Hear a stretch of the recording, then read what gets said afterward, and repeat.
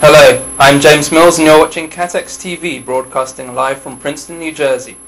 The time is currently 11:30 a.m. in New York, 4:30 p.m. in London and 12:30 p.m. in Hamilton, Bermuda. Firstly, on this day in 1885, Mark Twain publishes his famous and famously controversial novel, The Adventures of Huckleberry Finn. Also on this day in 1930, Pluto, once believed to be the 9th planet, is discovered at the Lowell Observatory in Flagstaff, Arizona, by astronomer Clyde W. Tombaugh. We have no breaking news, so we'll go straight to our main news. As Bahamas flagged cruise ship stuck in ice in the Antarctic with more than 100 people on board is no longer in danger and is going to try and free itself, an Argentine Navy spokesman said on Tuesday. The Ocean Nova, a 73-meter-long Danish vessel, was stuck near McClary Glacier in sight of an Argentine research base. A Spanish oceanographic ship, a transport ship, and an Argentine plane have been sent to lend assistance if required, the Argentine and Chilean navies have said. A Spanish defense ministry said there were approximately 106 passengers and crew on the Ocean Nova. Argentine authorities actually put the number at 104. The Argentine Navy source told local media it was unclear whether the ship was trapped in ice or was grounded by low tide, but said it might be able to free itself when the tide rises. Flooding in north of Australia's Queensland state that has damaged a rail line and forced road closures is disrupting a number of miners in the region, including BHP Billiton Limited, and will delay shipments of commodities such as zinc and lead in coming weeks. In Queensland, a rail link between the mining town of Mount Isa and Townsville could be closed for almost 3 weeks because of track damage, Queensland Rail said in a statement. This will disrupt copper anode supply to Xstrata's Townsville copper refinery and shipments of zinc concentrate and lead bullion from the city's port during February and March, the company said. Xstrata's Townsville refinery produced approximately 266,500 tons of copper cathode last year, while the company's Mount Isa lead and zinc mines churned out approximately 283,000 tons of zinc and 167 tons of lead in concentrate. Meanwhile, in Greece, Greek police destroyed a powerful car bomb left outside the offices of Citibank in a northern Athens suburb early on Wednesday, in an escalation of left-wing militant attacks. The bomb, approximately 110 to 130 pounds of ammonium nitrate fuel oil explosive mixture attached to a timer, was found after a guard at the bank's offices saw a car being abandoned and called the police. Police said at least 3 people were seen leaving the car with their faces covered. The bomb squad destroyed the device shortly before 7 a.m. local time. The explosive had been packed in 5 12-litre propane gas canisters attached to 2 mechanical clocks, batteries and detonators. No warning call was made, authorities said. It was not immediately known what time the bomb had been set to go off.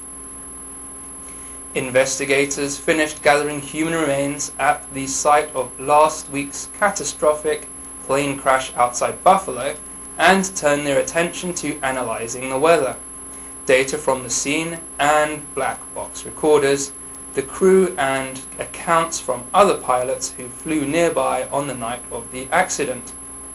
The pilot's actions are being scrutinised to determine whether he could have acted differently to prevent Continental Connection Flight 3407 from crashing into a home on Thursday. All 47 people were unfortunately killed, and 1 person on the ground was also killed.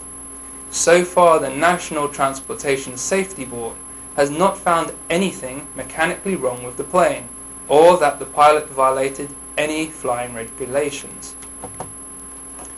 About 7.2 million people in Asian countries are likely to lose their jobs in 2009 amid the global downturn, a UN report has suggested. The International Labour Organization, also known as the ILO, said that in the worst case scenario, the number of newly unemployed might total a staggering 22.3 million. The UN agency warned that a significant rise in the number of unemployed workers could lead to social unrest. It urged governments to prioritize the creation of jobs. However, the report added, there is very little chance that a significant number of new jobs will be created in the region this year to keep up with expected labour force growth. The ILO scenario forecast a likely rise in the number of jobless people in Asia to 97 million, with the figure jumping to 113 million in the most pessimistic scenario. Some Asian countries have experienced an economic boom in recent years, but a third of Asia's population still live on about $1 a day. Meanwhile, in the US, billions of dollars in government loans to prop up General Motors and Chrysler won't be enough. The companies, which have received $17.4 billion so far, filed plans with the government more than doubling that request to a staggering total of $39 billion. The requests made in government-required restructuring plans filed Tuesday were accompanied by plans for thousands of job cuts, slashing of models and brands, union concessions, and the prospect of even further expense cuts. In a dramatic acknowledgement that conditions in the US auto industry have grown significantly worse in just 2 months, GM alone said it would cut approximately 47,000 jobs globally by the end of the year, 19% of its workforce. It also said it would close 5 more US factories, although it did not identify them.